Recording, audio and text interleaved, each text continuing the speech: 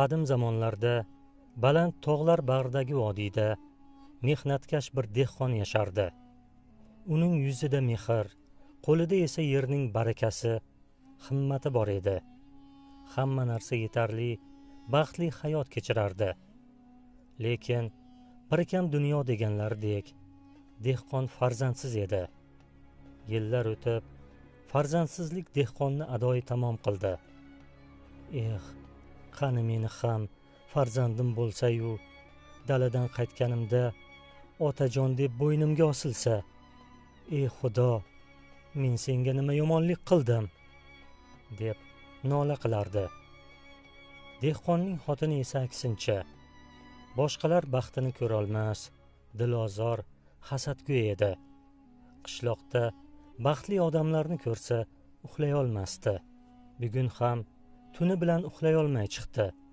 Kunduzi uyqusirab yurdi. Endi yotib uyquga ketayotganda ko'chadagi bolalarning kulgisi uyg'otib yubordi. Ayol eshikdan bo'ynini cho'zib, "Sekinroq kulishsang o'lasanmi? Ha, ovozing o'chkurlar. Ilohim uning o'chsin senlarni", deb baqirdi. O'sha kuni dehqon tush ko'rdi. Tushida qayerdandir ovoz eshitildi. "Senga qiz farzand beriladi, lekin farzanding soqov bo'ladi", dedi ovoz. Dehqon cho'chib uyg'ondi. Farzandlik bo'lishini o'ylab hayajonlanib ketdi va "Nega soqov bo'ladi? Axir men otajon degan so'zni eshitishni necha yillardan beri kutaman", deb xayolidan o'tkazdi u. So'ng, tushga nimalar kirmaydi, Alloh saqlasin, dedi-da nonushta qilib dalaga ketdi. Oradan bir yil o'tgach, dehqonning ayoli qiz farzand tug'di. Dehqon farzandini qo'liga olib, "Asal qizim meni, men ham axiyri otajon degan so'zni eshitadigan bo'ldim", deb o'yladi u. Lekin oradan yillar o'tib, qizcha 5 yoshga to'ldi hamki, tili chiqmadi. Dehqon qizining bir og'iz otajon deyishini sabr bilan kutdi. Ammo qizcha bir og'iz so'z demasdi. Nahotki otajon degan so'zni eshitmasam, o'ylardi u. Dehqon qizchani tabibga ko'rsatdi, lekin foydasi bo'lmadi. Xotini esa folbinga yugurdi. Folbin bir kosa suvni qizchaning boshidan aylantirib, ko'zlarini yumdi, pichirlab duo o'qidi. So'ng suvga qarab qo'rqib ketdi. Ko'zlari ola-kula bo'ldi. Folbin og'ir nafas olib, onaga qarab,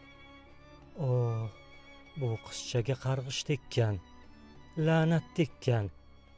Kimnidir og'zidan chiqqan yomon so'z bolaga ziyon qilgan. Shunday deb folbin qizchani peshonasiga qo'lini qo'ydi va la'nat bu shamoldek, u ko'rinmaydi. Bu qizchani tili shu shamolda qurib qolgan. Ammo har bir dardga davo bor. Lekin juda uzoqda. Qizingni dardiga shifo juda olisda, dedi folbin qaltirab. Folbinning so'zlaridan dehqonning ayoli qattiq ta'sirlandi. U qizini olib uyga qaytarkan, qo'shnining bolalarini qarg'aganini esladi. "Sekinroq kulishsang o'lasanmi? Ha, ovozing o'chkurlar. Ilohim uning o'chsin hammangni. Nahotki barcha qarg'ishlarim o'zimni bolamga urgan bo'lsa", deb yig'ladi ayol. Dehqonning uyida farzandi bor, lekin kulgusi yo'q edi. Dehqon, "Nahotki otajon degan so'zni eshitmasam, Xudo, nima gunohlarim uchun? Agar qizimni tili chiqmasa, rozi emasman", dedi u osmonga qarab, g'azab bilan.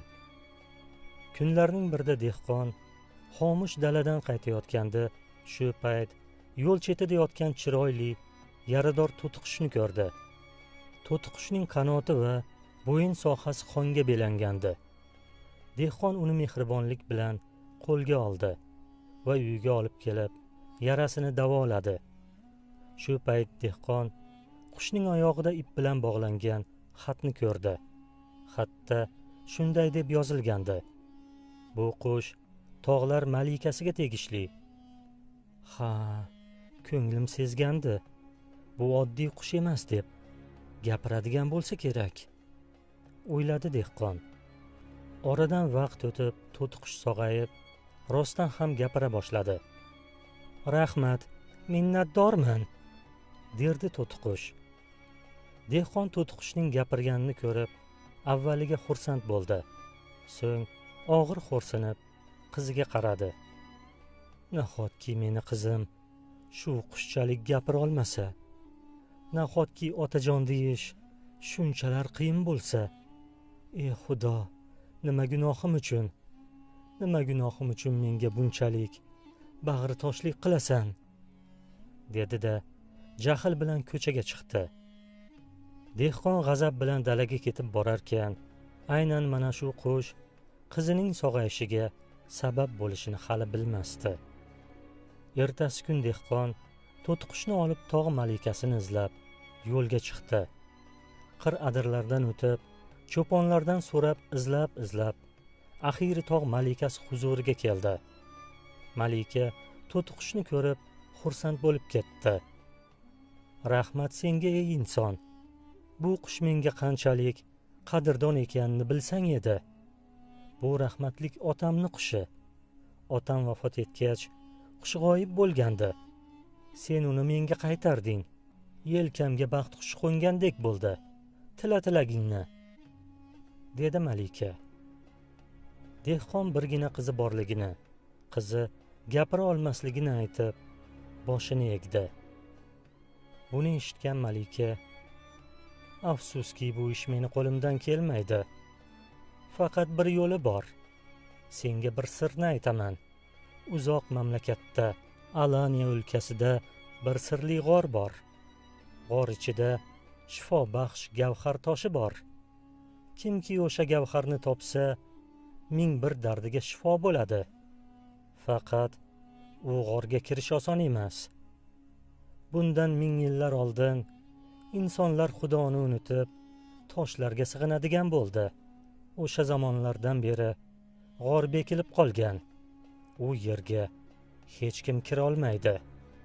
U g'or faqat sehrli so'zni biladigan, qalbi toza, Alloh suygan bandaga ochiladi, dedi Malika. Qanday so'z ekan? so'radi dehqon.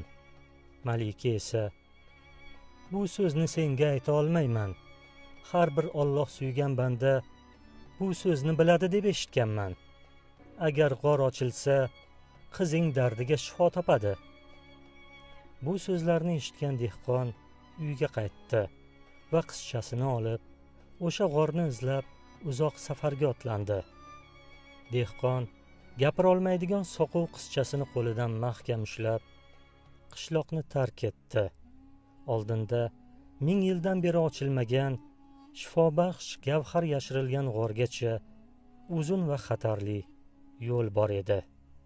Har bir qadam sabrning, irodaning va mehrning sinovi edi. Dehqon har tun qizchasini sochidan silab, faqat bir orzu bilan uxlardi. Faqat shu bolam sog'aysa bo'ldi. Otajon degan ovozini eshitsam armonim yo'q, derdi u. Oradan kunlar o'tib, 1001 azoblar bilan o'sha mamlakatga yetib kelishdi. O'sha yurtning yosh ulug' insonlari bilan suhbatlashib, axir g'orni topdi. G'or juda bahaybat tog' bag'rida edi. Dehqon g'orni ko'rdi-yu, ko'zlari yoshlandi. Topdik, ona qizim, g'orni topdik, dedi qizchasini quchoqlab. G'or og'zida ulkan xarsang toshlar g'orni devordek to'sib, yopib qo'ygandi. Dehqon hayrat bilan g'orga yaqinlashdi va g'or og'zida tiz cho'kdi. Allohga yalinib yolvordi. Ey Allohim, necha yillar farzand dog'ida yashadim. Shuncha azoblaringga chidadim. Endi farzand ko'rdim deganda yana sinov berding. Qizimni bir og'iz otajon degan so'ziga zor qilding. Endi bunga chiday olmayman. Meni shu qizimdan boshqa farzandim yo'q. Nahotki qahring shu toshlardan ham qattiq bo'lsa. Qizimga shifo izlab keldim. Meni qiynama. Qizimga rahming kelsin. G'orni och. Agar ochmasang, bu dunyoda ko'rgan kunlarimga aslo rozi emasman, deb yig'ladi dehqon. Dehqon har qancha yalinib yolvormasin, g'or ochilmadi. Dehqon qizini quchoqlab 40 kun nola qildi. Lekin afsuski, g'or ochilmadi. G'orning ochilishidan umidini uzgan dehqon endi qizchasiga qarab yalina boshladi. Qizim, otajon degin. Bir marta otajon degan so'zingni eshitsam, armonim yo'q qizim, deb yig'ladi dehqon. Soqov qiz esa otasiga hayrat bilan qarab turdi-da, keyin aybdordek boshini egdi. Bu orada dehqonning qizi ozib-to'zib kasallikka chalindi. Dehqonni ham madori qolmadi. Dehqon Xudoga qancha arzidod qilmasin, g'or ochilmadi. Bechora dehqon hushini yo'qotayozgan qizchasini mahkam quchoqlab, bor ovozi bilan g'orga qarab baqirdi. Ey Xudo, jon Xudoyim, bergan taqdiringga roziman. G'orni och. Shunday soqov qiz berganingga roziman. G'orni och. Soqov qiz berganingga shukr. G'orni och, deb baqirdi dehqon. Shu payt g'or titrab ketdi. Xarsang toshlar larzaga keldi. Qoyalar qarsillab chang ko'tarildi. Birozdan so'ng 1000 yillardan beri ochilmagan g'or eshigi asta-sekin ochila boshladi. Buni ko'rgan dehqon hayrat va qo'rquvdan o'zini chetga oldi. Ovozlar tingach, u Allohga hamd aytib, ko'zlariga ishonmay g'orga kirdi. G'orning ichi shunday go'zal ediki, xarsang toshlar ichida bunday go'zallik bo'lishini dehqon xayoliga ham keltirmagandi. G'or ichida tovlanib turgan gavhar toshlarni ko'rdi. Dehqon qizchasini asta yerga yotqizdi-da, gavhar toshidan olib qizining lablariga surtdi. Ona qizim, otajon degin. Birinchi aytgan so'zing otajon bo'lishini xohlayman, dedi dehqon qiziga termilib. Qizcha asta ko'zini ochdi-da, umrida birinchi marta so'zlamoq uchun lablarini qimirlatdi. Lekin gapira olmadi. Qizcha yana harakat qildi. So'ng qizcha otasiga qarab biroz turdi-da, bor kuchini to'plab nimadir deb pichirlay boshladi. Dehqon qizining lablariga qulog'ini tutdi. Qizcha dona-dona qilib, Allohga shukr, Allohga shukr, deb pichirlardi. Qizining ovozini birinchi marta eshitgan dehqonning butun vujudi titrab ketdi. Shu payt qiz otajon deb yubordi. Dehqon xursandligidan, hayajondan endi o'zi gapira olmay qoldi.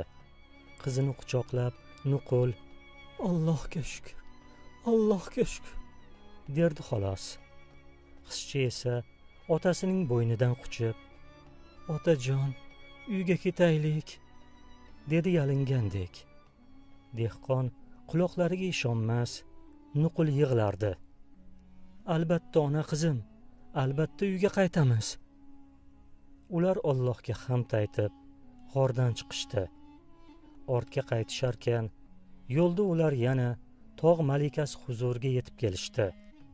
Tog' malikasi qizchani sog'ayib ketganini ko'rib, nahotki g'or ochilgan bo'lsa, g'orni qanday qilib ochding?